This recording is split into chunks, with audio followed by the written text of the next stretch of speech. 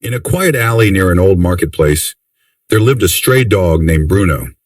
He had no home, no master, just the cold ground to rest on and the scraps he could find. But there was one thing that brought warmth to his lonely heart, a boy named Chinku. Chinku was a schoolboy who often walked through the alley on his way home. He had a kind heart, and whenever he could, he would share a piece of his lunch with Bruno. Sometimes a half-eaten bread, sometimes a biscuit, but always with a gentle smile and a pat on Bruno's head. Bruno, in return, wagged his tail with joy, his eyes filled with gratitude. For him, Chinku was more than a boy.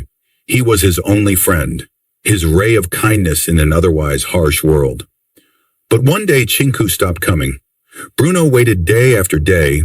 He sat in their usual spot, ears perked up, eyes scanning every passerby, hoping to see the familiar face. The skies changed, the seasons passed, and the little pup grew into an old dog, his fur graying, his body weaker. Yet his heart never let go of hope.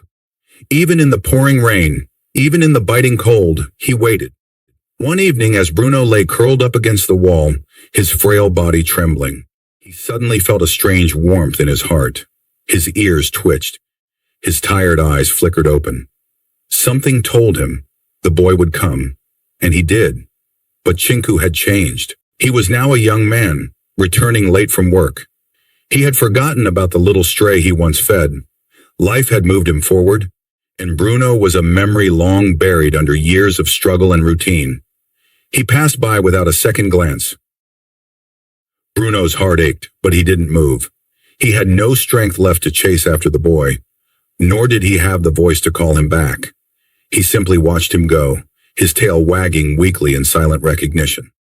That very night, as Chinku walked home through the dimly lit streets, a pack of stray dogs surrounded him.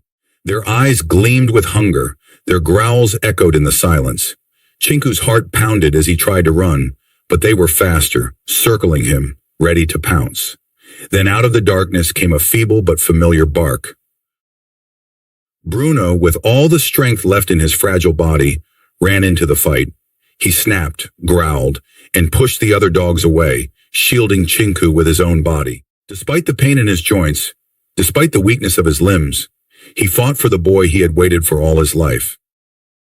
The other dogs, startled by his sudden attack, scattered into the shadows. Bruno collapsed onto the ground, his breath heavy, his old eyes barely able to stay open. Chinku fell to his knees beside him, his hands trembling. And then, in that moment, he remembered.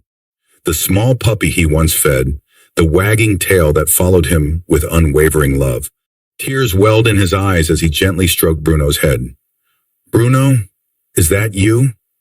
The dog weakly licked his hand, his heart still filled with love for the boy who once cared for him. The next day, Chinku brought food, not because he pitied Bruno, but because he had found his old friend again. He made a small shelter for him near his home, feeding him every day, caring for him as Bruno had once waited for him. With time, Bruno regained his strength, his eyes shone with joy, and his tail wagged like it used to. They were together again, and this time, Chinku never forgot. Bruno had spent his life waiting, proving that love never fades, that loyalty never wavers. And in the end, he found the home he had always dreamed of, beside the boy who once gave him a piece of his bread and unknowingly a piece of his heart. For love, no matter how forgotten, always finds its way back.